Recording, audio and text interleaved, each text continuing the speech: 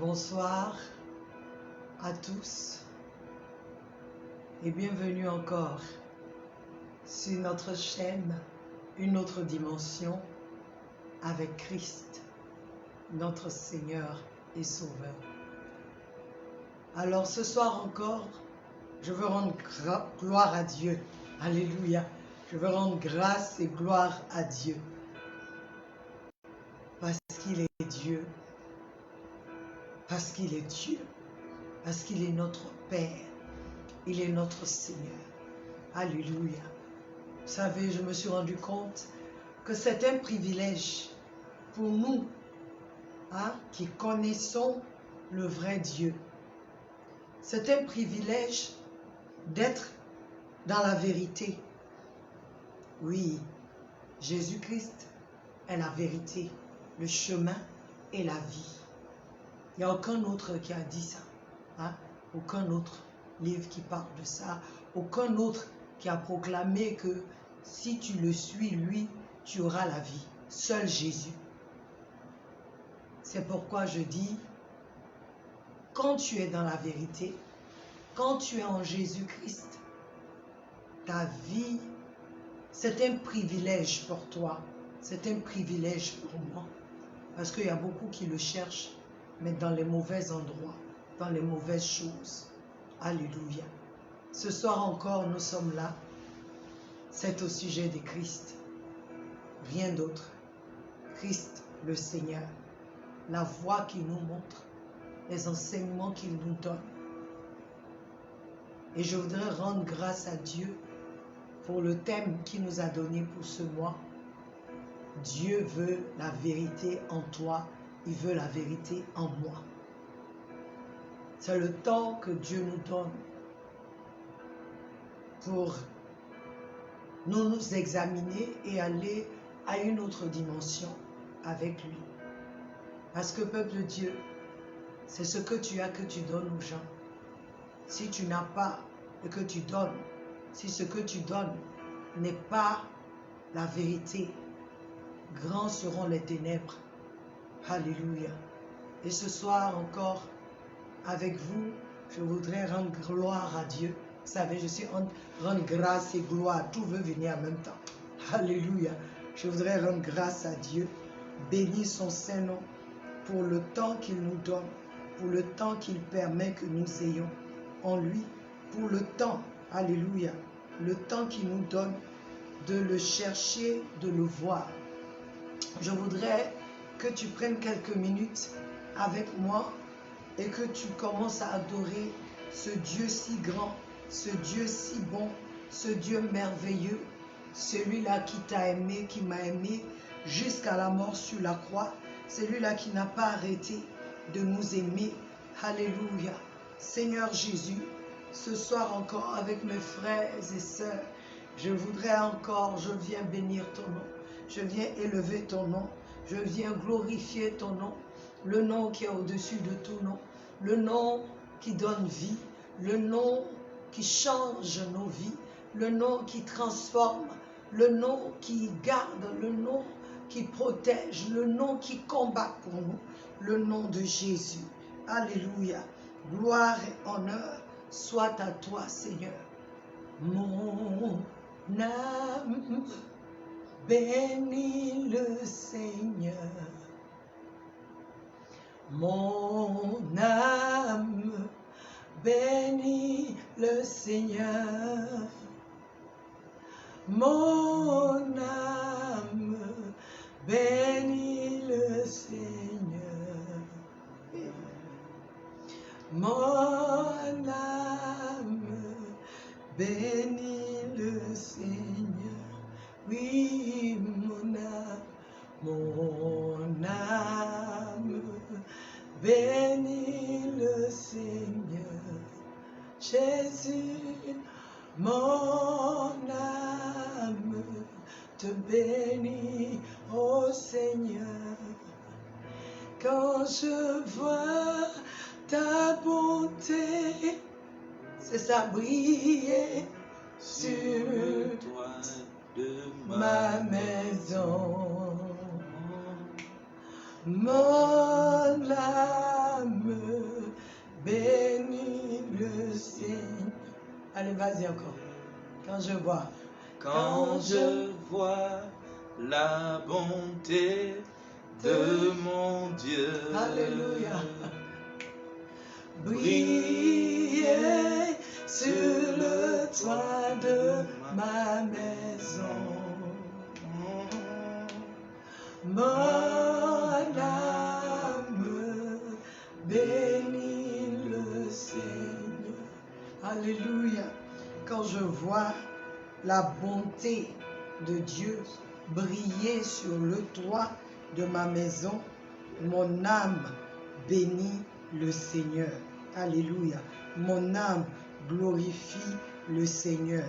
Mon âme élève le Seigneur. Mon âme magnifie le Seigneur.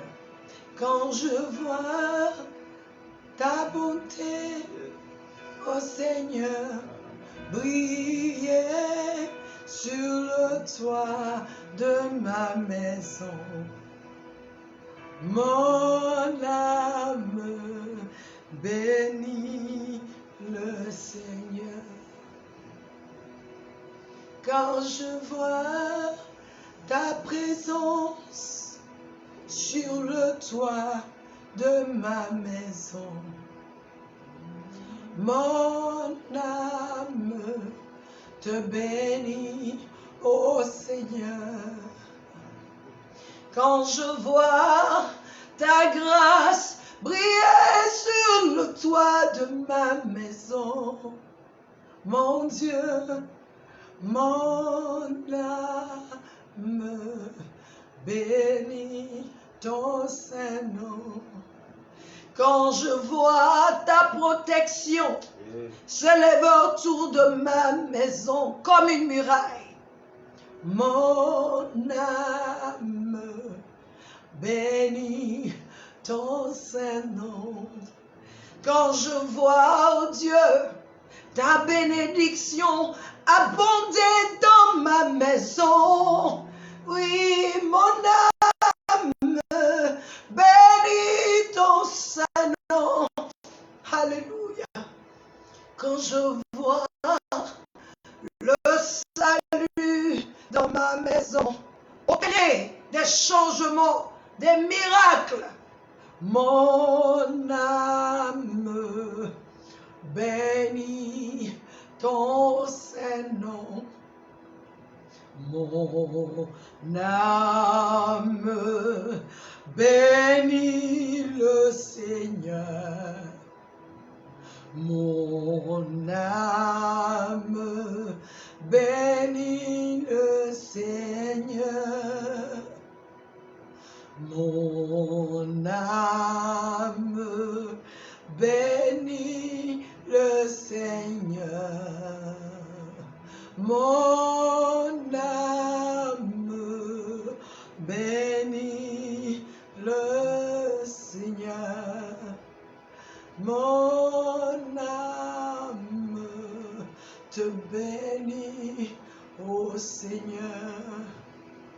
Mon esprit te magnifie, car tu es Dieu. Mon esprit te loue, car tu es Seigneur. Oh,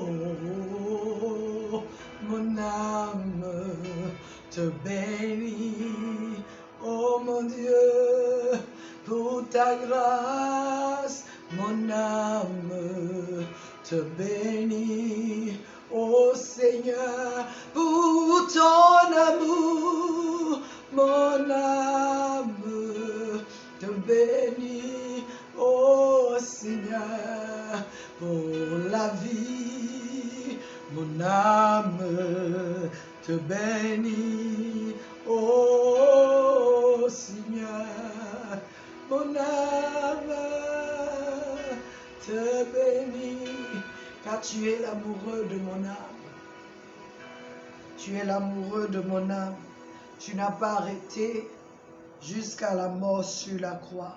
Qui est comme toi? Personne, Seigneur. Je voudrais que quelqu'un sache aujourd'hui que Jésus t'a tellement aimé. Il n'a pas permis que la croix, l'agonie, la méchanceté des gens, la trahison, l'abandon par ses disciples, il n'a pas permis que même le fait que Pierre l'ait renié 3 fois, il le savait. Il n'a pas permis que toutes ces choses l'empêchent d'aller à la croix pour toi et pour moi. Mon frère, ma sœur, cela est plus grand que toute autre chose. L'acte du Seigneur à la croix, cet amour qu'il nous a montré à la croix, est plus grand que toute autre chose, que tout ce que tu peux désirer, que je peux désirer. Il n'a pas permis que l'agonie sur la croix l'empêche d'y aller pour toi et pour moi. Frères et sœurs,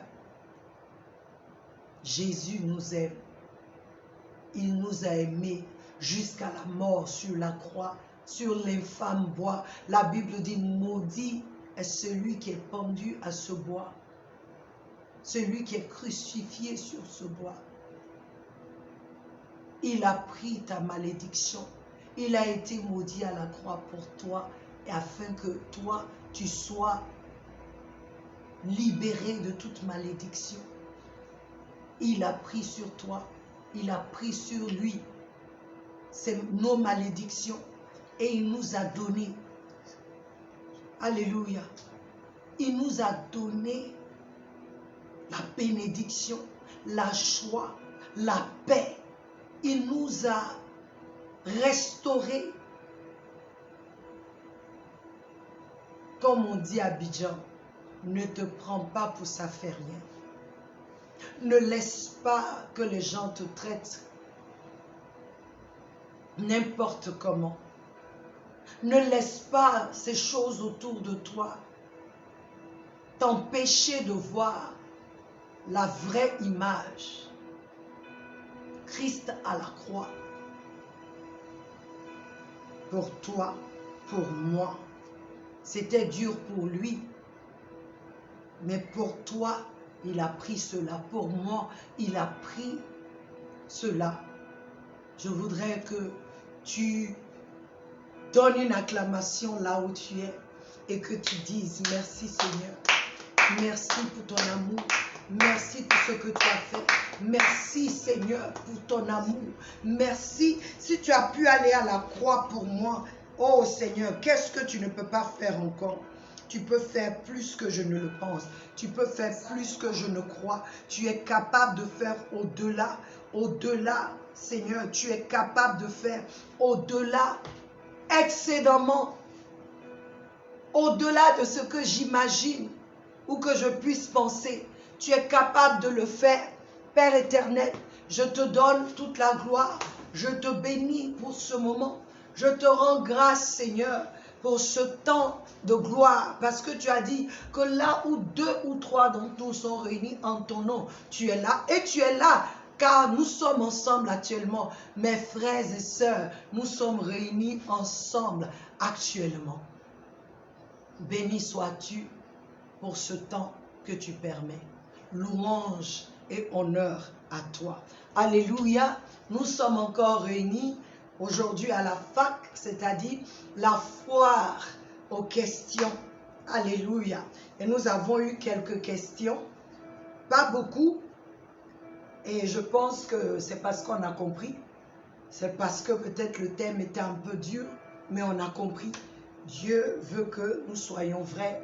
Alléluia.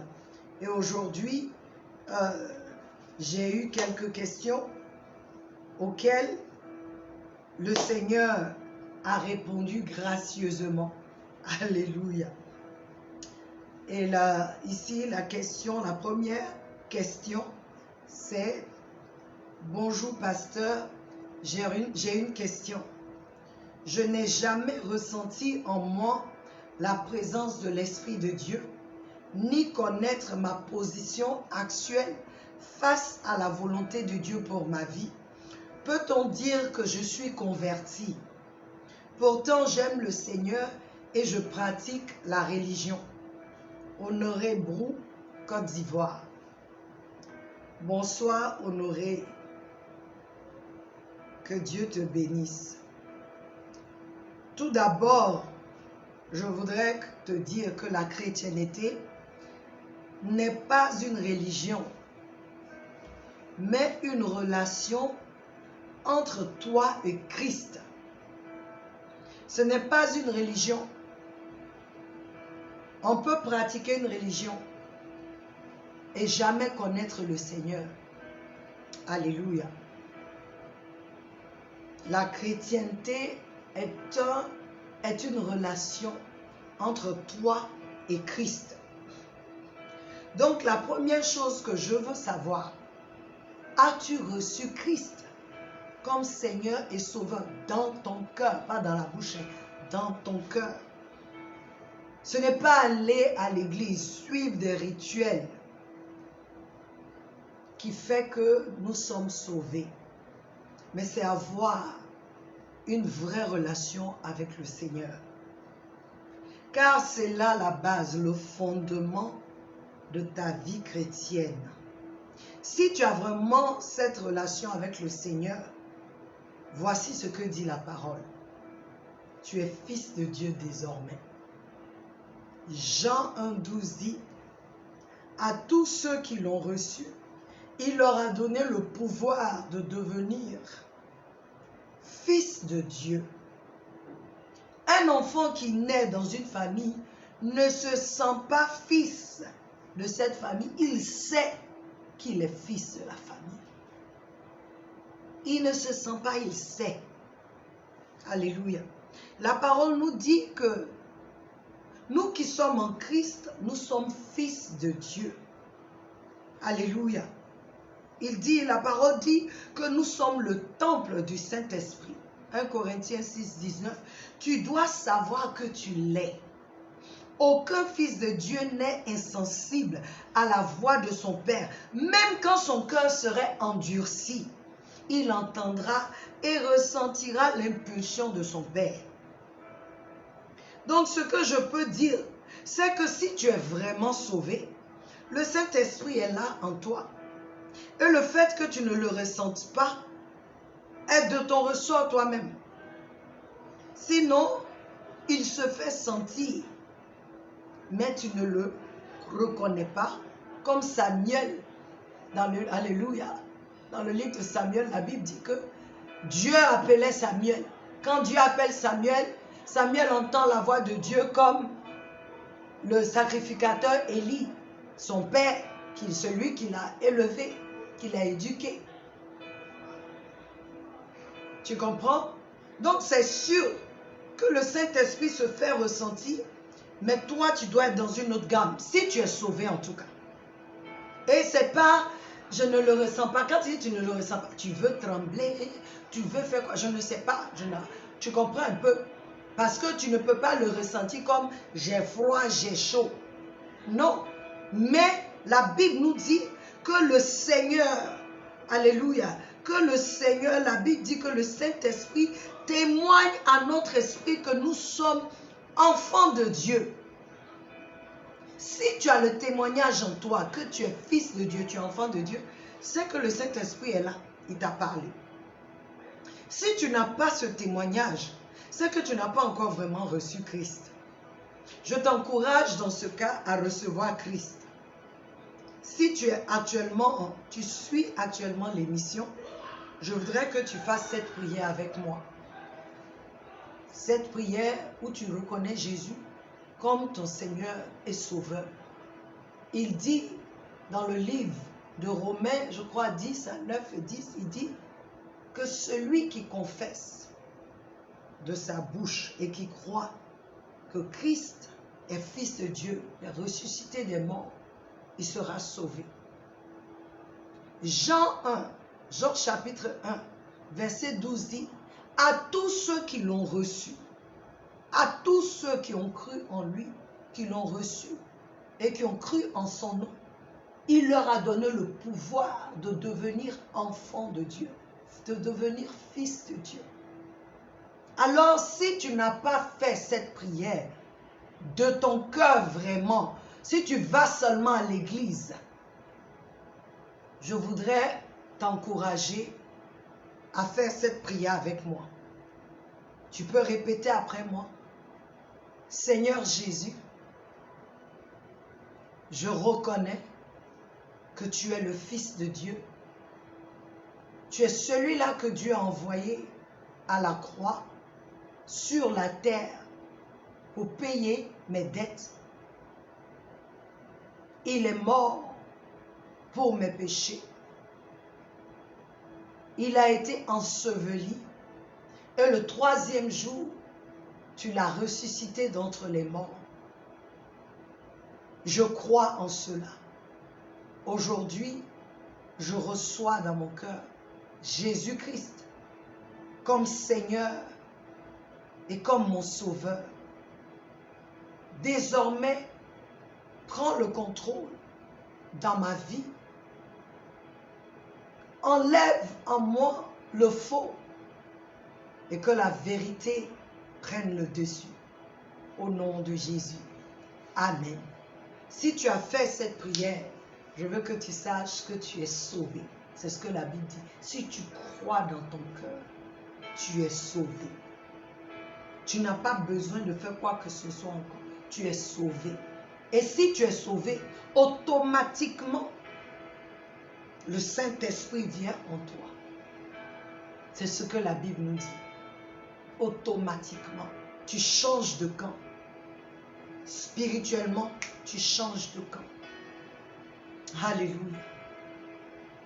Si tu as fait cette prière, alors je prie qu'aujourd'hui même, quelque chose se passe entre toi et le Saint-Esprit. Sois béni, honoré. Que Dieu veille sur toi. Amen. J'ai encore la deuxième question. Bonjour, pasteur. Pourquoi Dieu n'intervient pas plus souvent dans notre éducation? Un père ne devrait-il pas le faire? Bintou Sako, Sénégal. Bonsoir Bintou, comment vas-tu? Bien, j'espère. Alors Bintou, je voudrais que tu saches que depuis les entrailles de ta maman, depuis les entrailles de ma maman, Dieu est impliqué dans ta vie, il est impliqué dans ma vie. Alléluia. Jérémie 1,5 dit, je te connaissais avant même de t'avoir formé dans les entrailles de ta mère. Je te connaissais avant de t'avoir formé dans les entrailles de ta mère. Le choix de tes parents est fait par Dieu lui-même. Les parents que tu as sont ceux-là même que le Seigneur a choisis pour t'éduquer. Même le Seigneur Jésus est venu dans une famille que Dieu a préparée pour lui. Le problème n'est pas Dieu, mais plutôt nous. Car nous ne voyons pas les parents que Dieu nous a donnés comme les vases. Alléluia. Que Dieu lui-même s'est choisi pour nous modeler, pour nous façonner comme lui, Dieu, il le veut. Alléluia. Dieu est impliqué dans chaque aspect de nos vies. Même quand on ne le connaît pas. Il veille toujours sur nous. Oui, parce qu'il dit quoi? Il fait briller le soleil sur les bons comme sur les méchants. La pluie tombe sur tout le monde. Dieu est impliqué. Je ne sais pas quelle éducation tu reçois, qu'est-ce qui se passe, mais je veux que tu saches que la famille dans laquelle Dieu t'a mise, c'est pour une raison. Il dit à Jérémie, je te connaissais avant de t'avoir formé dans les entrailles de ta mère. Et je t'ai consacré, pas tes parents. Je t'ai consacré, je t'ai ordonné prophète sur les nations. Je t'ai ordonné prophète sur les nations. C'est-à-dire, dans le sein, avant même le sein de ta mère, je t'avais déjà consacré à quelque chose. Et c'est cette famille que j'ai choisie pour que tu y sois. Regarde l'histoire du Seigneur Jésus dans le livre de Luc 2, 42, 51 à 52. La Bible dit que Jésus avait 12 ans et ses parents sont allés avec lui comme ils ont l'habitude de faire, les Juifs, à Jérusalem, pour un temps où tous les Juifs viennent adorer Dieu et tout. Après ça, ils devaient rentrer. Les parents sont partis, ils sont tous partis croyant que Jésus était là. Quand ils sont allés, ils se sont rendus compte après 3 jours que Jésus n'était pas avec eux. Ils ont fait demi-tour. Quand ils sont venus, ils l'ont trouvé dans la synagogue, assis au milieu des docteurs, en train de parler avec eux. Les gens posent des questions, il pose des questions, il répond, il donne des réponses. Ils sont venus le trouver. Joseph n'a rien dit, c'est Marie qui dit, mais fils, ton père et moi, nous te cherchons de pourquoi as-tu fait cela? Regarde la réponse du Seigneur Jésus. Il dit, ne savez-vous pas que je dois faire l'œuvre de mon père? Jésus savait que Joseph n'était pas son père. Quand il a dit ça, tu te dis qu'il allait rester. On dit non. Il les a suivis. Verset 51. Il s'est soumis à eux. On n'a plus entendu parler de Jésus. À l'âge de 12 ans, c'est-à-dire à sa naissance, on a entendu parler de lui. À l'âge de 12 ans, on a entendu parler de lui. La dernière fois qu'on a entendu parler de lui, il avait 30 ans. Il s'est soumis, verset 52, et il grandissait en sagesse, en statut, en faveur avec Dieu et les hommes.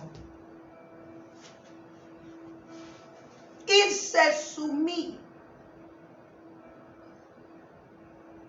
Si tu es né dans une famille où il y a n'importe quoi, ça m'a fait penser à cette question m'a fait penser à quelque chose. J'ai fait l'école, j'étais dans l'école de sœurs, des religieuses. Mais dans cette école, les enfants qui allaient là-bas étaient des enfants, comme on dit ici en Côte d'Ivoire, des fils, des filles à papa. Les parents avaient un peu, par rapport à moi, mes parents. Moi, c'est parce que j'étais boursière que j'ai pu aller là-bas.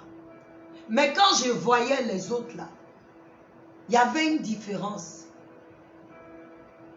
Une différence. Ils parlaient mieux même le français que moi.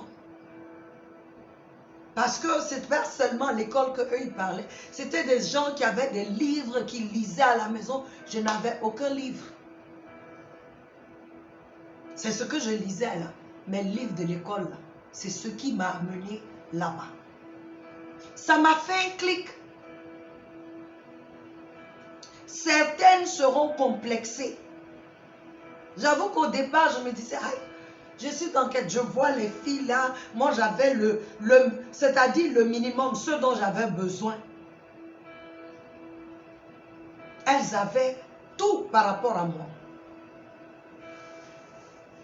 Mais je me suis rendu compte que, mais attends, si je suis ici, ça veut dire que c'est mon niveau. Ça veut dire que c'est là où moi je suis. Alors je suis née dans cette famille parce que Dieu veut m'utiliser pour faire quelque chose. Je ne connaissais même pas encore le Seigneur. Ça, au lieu de me complexer, j'ai commencé à avoir de l'assurance. Et non seulement ça, à ne jamais mépriser ma famille. L'éducation que ma famille me donnait, j'en avais besoin. Parce que là où Dieu voulait m'amener, j'avais besoin de ce genre d'éducation où tu apprends à vivre par la foi.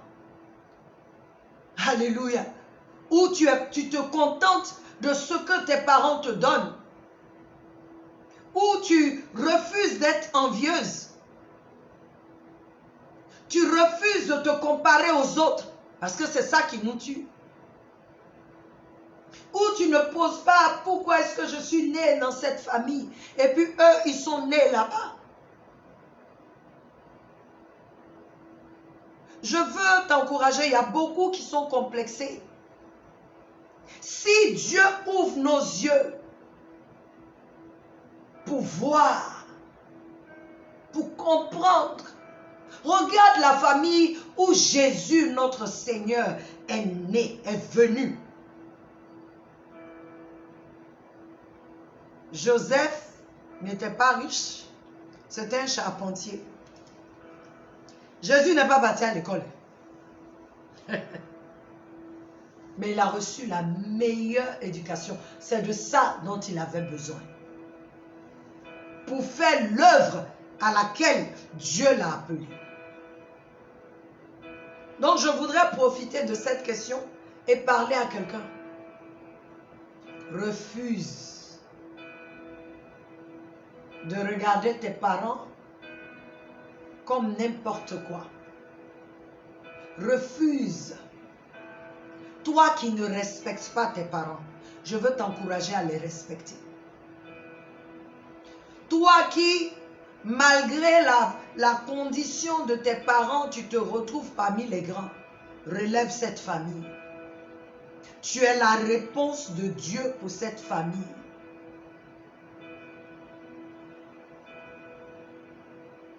On ne choisit pas ses parents. C'est Dieu qui choisit la famille dans laquelle où tu es. Tu me diras, mais ce sont des sorciers. Mais c'est pourquoi toi, tu es né là-bas et aujourd'hui, tu connais le Seigneur pour que cette famille soit délivrée.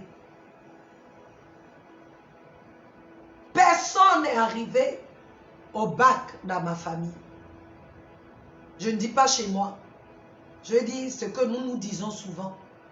Mais c'est pourquoi toi, tu es né dans cette famille pour arriver au bac, pour briser le cycle de la malédiction, le cycle de la limitation. L'éducation que nos parents nous donnent. Aujourd'hui, avec l'âge que j'ai, je rends grâce à Dieu pour certaines choses que je ne comprenais pas, pour les difficultés, pour les pleurs, souvent le sentiment de rejet. Jésus a été rejeté pour toi et moi. Jésus a grandi quelque part où il n'avait pas grand-chose. Non, c'était un charpentier. Il fallait qu'il apprenne à couper le bois. Il fallait qu'il apprenne. Mais le charpentier qui fait le boulot, et tu vois dans les maisons, tu vois des meubles, tu vois tous ces gens-là. Mais attends, la construction des maisons, comment une maison est construite, comment le toit est fait, qu'est-ce qu'il faut faire? Jésus a appris tout ça. Donc quand il parle aux gens, il y a des paraboles qu'il donne pour que les gens comprennent. Il n'a pas grandi parmi les riches. Il a grandi parmi ceux qui n'en avaient pas pour comprendre. Il a côtoyé les riches pour comprendre. Lui, Dieu le Fils, il devait être dans tout ça pour comprendre. Et aujourd'hui, Bintou, si tu penses toujours que Dieu n'est pas impliqué dans ton éducation, c'est le diable qui te ment. Il est impliqué dans tout. Un enfant qui naît avec une mère qui est une droguée. Dieu a un plan pour cet enfant. Parce que cet enfant doit faire quelque chose pour cette mère, pour cette famille. Dieu, la Bible dit que les enfants sont une bénédiction des entrailles. Mais les enfants sont l'héritage de Dieu. Ça veut dire qu'en final, toi et moi, on appartient à Dieu, pas à nos parents. Nous sommes une bénédiction pour eux. Dieu nous envoie comme une réponse à leur prière. Et Dieu il a fait confiance à ses parents-là pour t'éduquer. Il y a des éducations, tu vas dire, mais ça, là, un parent qui amène sa fille ou son fils dans la prostitution, tu vas dire que c'est Dieu. Non. Mais Dieu compte sur toi de savoir que non, il y a quelque chose. J'ai appris, j'ai senti ça depuis petite.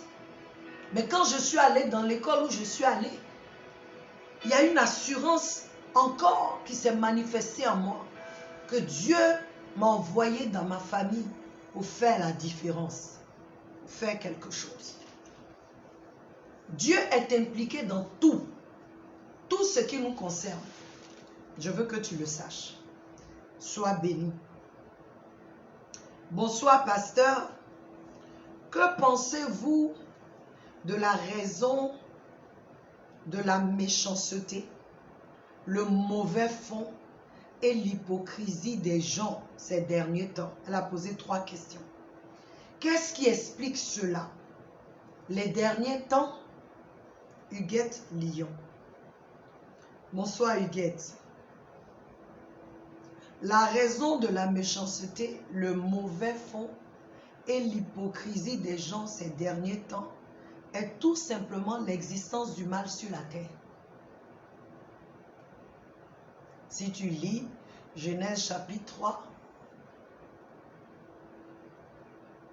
la conversation entre le serpent et la femme,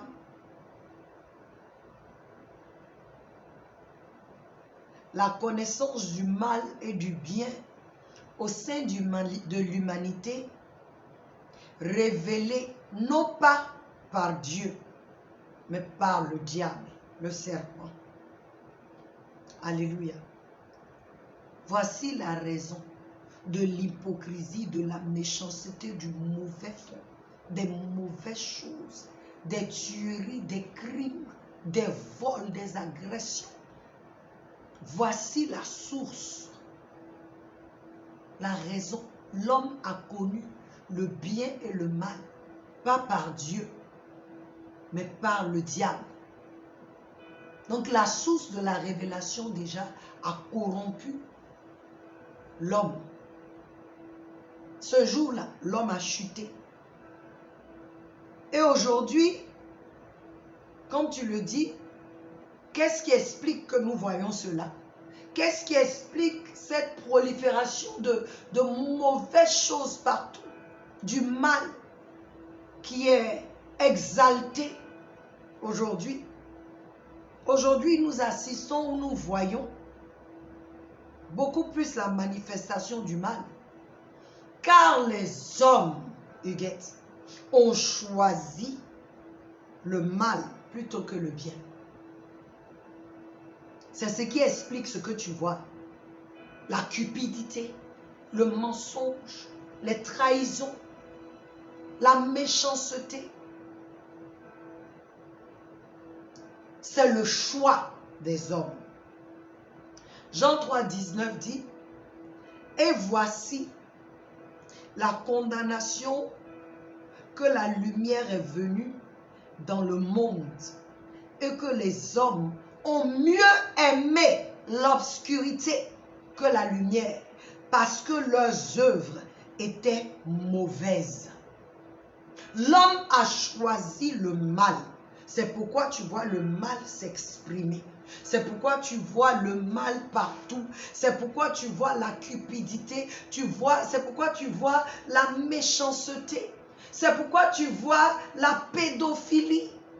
Alléluia. L'homosexualité. Ces choses qui sont maintenant, c'est-à-dire ces choses qui étaient cachées avant, c'est maintenant révélé. On ne cache plus. On ne cache plus ce qui est mauvais. Au contraire, le système dans lequel nous sommes aujourd'hui, parce que l'homme a choisi l'obscurité, ce qui est mauvais aujourd'hui est considéré bon.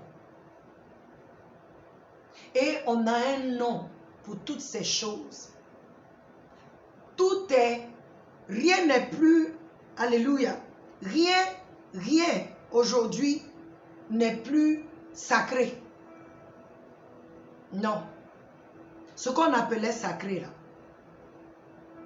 ce n'est plus sacré. Le monde, je ne sais pas si ça se dit, a désacralisé les choses sacrées. Aujourd'hui, dans le monde, tu as des endroits où on veut enseigner aux enfants, ou même déjà on enseigne aux enfants. On enseigne aux enfants la sexualité. On leur montre comment ça se fait. Avant, c'était sacré. Il faut avoir un certain âge pour qu'on te parle de ça. Aujourd'hui, il n'y a plus de problème. Un homme peut marier un homme. Une femme peut marier une femme. Et on ne se cache plus. Avant, on se cachait pour faire les choses comme ça. Mais on ne se cache plus. On n'a plus honte. Parce qu'on doit montrer que c'est ça. Aujourd'hui, je vois des parents en Europe qui amènent leurs enfants parce que la petite fille a dit elle sent qu'elle est un homme. On l'amène déjà pour faire des opérations, des chirurgies pour la changer. Ah ben oui, c'est ce qu'elle a dit, qu'elle est comme ça, elle n'aime pas les habits de femme. Donc voici. Bon. C'est-à-dire, le diable est en train de déshumaniser l'homme même. Dieu qui a fait l'homme humain, le diable est en train de changer l'homme. Il est en train de dire, toi que Dieu a créé, là, il t'a mal créé. Tu ne devais pas être une femme, tu es un homme. Tu ne devais pas être un homme, tu es une femme parce que tu as des pulsions, parce que tu aimes les hommes ou tu aimes les femmes. Donc, ça veut dire qu'en fait, toi, tu devais être un homme. Je vais dire, homosexuel. Quand tu dis tu es né homosexuel, je te crois. Pourquoi? Parce que le mal, il y a le mal dans le monde. Tu es venu dans un monde... Alléluia. Tu es venu dans un monde où le mal existe. Vous savez, quand on parle de ce genre de choses, il y a problème. Tu es venu dans un monde où le mal existe. Quand je reprends la partie là, où je parlais, puis la caméra est tombée. Comme ça. C'est pour vous dire, celui qui dit je suis homosexuel ou bien je me sens homme. Je suis née, c'est vrai, femme, mais je me sens homme. Moi, je ne dis pas que c'est faux. Hein. Non. Je te dis même que c'est vrai. Que tu peux te sentir homme, tu peux te sentir femme, tu peux aimer les femmes, tu peux aimer les hommes comme toi. C'est-à-dire, c'est ça en toi. Je suis d'accord avec ça.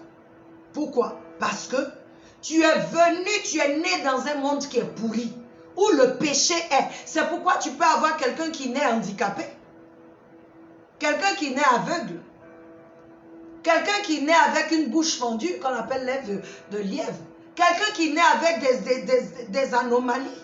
Pourquoi? Parce que le mal est dans le monde. Tu nais pécheur, il faut accepter Christ pour être libéré. Et comme Dieu sait ça, c'est pourquoi Dieu a envoyé Jésus-Christ sur la terre. Il a envoyé Christ pour restaurer l'homme. Ta solution, ce n'est pas de te changer, de faire une chirurgie. Ta solution, c'est d'accepter Christ. Afin que ce qui est normal, ce qui est de Dieu, prenne la place en toi. Et que ce que les ténèbres, tu es né avec, puisse sortir. On a tous fait des bêtises dans le monde. Mais ça ne veut pas dire que tu es ça. Quand Jésus te sauve, les choses changent. En toi, les choses changent. Tes pulsions changent. Ta solution, le monde te dit, va faire une chirurgie. Le monde est encore en train de te vendre des illusions. Il te vend des illusions. Parce qu'à la fin, quelque chose va arriver. Chacun devra répondre Chacun devra répondre de ses actes. Je te comprends. Toi qui ressens n'importe quoi, je te comprends. Et je veux te dire que c'est normal que tu ressentes ça. Pourquoi? Parce que Adam et Ève ont péché. Tous ceux qui naissent là, on vient avec le mal et le bien. Chacun de nous, Dieu a donné une solution. C'est pourquoi la Bible dit que Dieu a tant aimé le monde qu'il a donné son Fils unique afin que quiconque croit en lui ne périsse point, mais ait la vie éternelle. Alléluia. Quiconque croit en lui, ait la vie éternelle. Que tu sois restauré. Jésus dit, le diable, Jean 10:10, le diable est venu pour voler, pour tuer et détruire. Mais moi, je suis venu donner la vie et la vie en abondance. Je ne suis pas en train de critiquer parce que vous aimez ça. Quand on parle, il n'y a plus, on n'est plus tolérant. Non, ce n'est pas ça. Je viens donner la solution. C'est le choix des hommes, Huguette, qui explique ce que nous voyons. Ce qui est manifesté. L'homme a choisi l'obscurité, donc l'homme fait ce qui est obscur. L'homme pose les actes de l'obscurité. L'homme n'aime pas la lumière, la vérité, car la Bible dit dans Jean 1:5 que la lumière est venue, mais le monde ne l'a pas reconnue. Le monde ne l'a pas reconnue. Pourquoi? Parce que les hommes ont choisi. Ils ont mieux aimé l'obscurité que la lumière parce que leurs œuvres étaient mauvaises. Tu peux lire 2 Timothée 3, 1 et 4, 2 Thessaloniciens 1, 3, 12, 1 Timothée 4, 1, 2, 3, Jude 1, 17, qui parle des derniers temps. Il parle des derniers temps où ces choses vont se manifester. Où les hommes vont trahir les hommes, où les hommes, c'est ça l'hypocrisie, où les hommes seront hypocrites, ils seront malhonnêtes, ils seront cupides. Les hommes, le père, le fils pourra vendre le père pourra vendre. C'est-à-dire toutes ces choses-là qui ne sont pas bonnes. Aujourd'hui, les hommes seront égoïstes. Ils penseront plus à eux-mêmes qu'aux autres. Il n'y aura plus d'amour. Dieu dit, c'est la fin des temps. Et Dieu laisse. Ne soyons pas étonnés, mais plutôt préparons-nous au pire et aussi à la venue imminente de notre Seigneur Jésus. C'est le temps, peuple de Dieu, de se ressaisir et renouveler notre engagement envers notre Seigneur. Car c'est le temps que Dieu laisse aux ténèbres de se manifester. Ce qui était fait en cachette aujourd'hui est exposé. Ce qui est mal aujourd'hui est bien dans le système du monde. Rien n'est plus sacré. Tu es considéré comme intolérant si tu mets un doigt sur ce qui est mauvais. C'est le temps où chacun de nous devra montrer dans quel camp il est. C'est le temps où chacun de nous devra publiquement montrer à qui il ou elle a fait allégeance. C'est aussi le temps où les cœurs seront exposés tels qu'ils sont. Huguette, nous sommes dans le temps où tous nous devons nous examiner et voir à quel niveau nous sommes avec le Seigneur. Alléluia. C'est le temps, ma soeur. C'est le temps, mes frères. Dieu, c'est pourquoi il nous a donné ce thème. Il veut la vérité en toi. Quel que soit ce que tu ressens, Dieu veut que tu ailles lui dire ça. D'abord que tu reconnaisses que tu ressens, voilà ce que tu es. Tu sois vrai avec toi-même. Et ensuite, que tu regardes dans ton fort intérieur. Qu'est-ce que ton fort intérieur aime? Qu'est-ce que le vrai homme qui est toi là? À quoi il aspire? Qu'est-ce qui lui fait plus plaisir? Parce que là, c'est ton homme spirituel. Est-il corrompu? Est-il captif? Dieu veut la vérité dans cette partie. C'est cette partie de toi qui l'intéresse. Parce que c'est elle qui décidera. C'est pourquoi la première des choses que Dieu fait lorsque tu acceptes le Seigneur, c'est ton esprit qui est régénéré parce que c'est là où lui, il communie avec toi. Donc quand tu connaîtras les choses de Dieu, tu sauras si tu es dans la bonne gamme ou non, comme on dit ici. Le mal sous toutes ses formes est en train de se manifester parce que nous sommes en vérité dans les derniers temps. Et les derniers temps pour nous les chrétiens, c'est une opportunité de gagner encore des âmes, de proclamer Jésus parce que les hommes ont peur. Que fais-tu du frère qui ressent vraiment qu'il est une femme? Que fais-tu de la sœur qui ressent vraiment qu'elle est un homme? Que fais-tu du frère qui est homme, un autre homme comme lui? Le jugeras-tu ou lui donneras-tu la solution qui est Jésus-Christ? Si nous-mêmes les chrétiens, là, nous-mêmes, on n'est pas vrais d'abord avec Christ, qu'est-ce que nous pouvons donner au monde? Qu'est-ce que nous pouvons donner à ceux-là qui sont créés à l'image et à la ressemblance de Dieu, qui souffrent? Même dans l'église, il y a des gens qui sont comme ça, qui ont peur, qui ne savent pas à qui se confier, parce que s'ils se confient là, c'est gâté pour eux.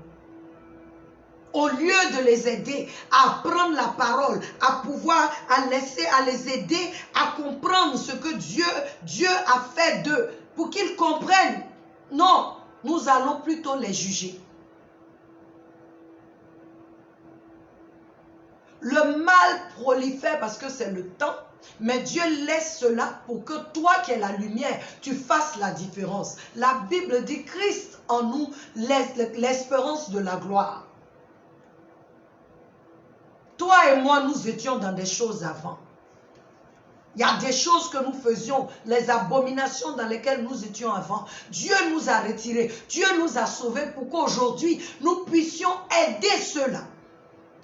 Nous puissions comprendre ce qu'ils ressentent, ce dans quoi ils se trouvent. C'est ce que Dieu attend de toi, c'est ce que Dieu attend de moi. Dieu a besoin de toi, frère qui est en Christ, sœur qui est en Christ. Dieu a besoin de nous. Dieu a besoin de nous, que nous allions partout le révéler. Dit la création tout entière gémit. Elle attend la révélation des fils de Dieu. Elle n'attend pas Dieu, elle attend la révélation des fils de Dieu. Pourquoi? Parce que c'est toi et moi qui allons faire la différence en tant que fils de Dieu. Ce que nous déclarons, décrétons, ces choses se manifestent. Je vous ai dit que je donnerai mon témoignage ici un jour. Tu verras le travail que Dieu a fait. Les prodiges, le miracle qu'il a opéré. Aujourd'hui, j'ai rencontré quelques filles de mon école d'internat où j'étais. Je rends grâce à Dieu pour leur vie.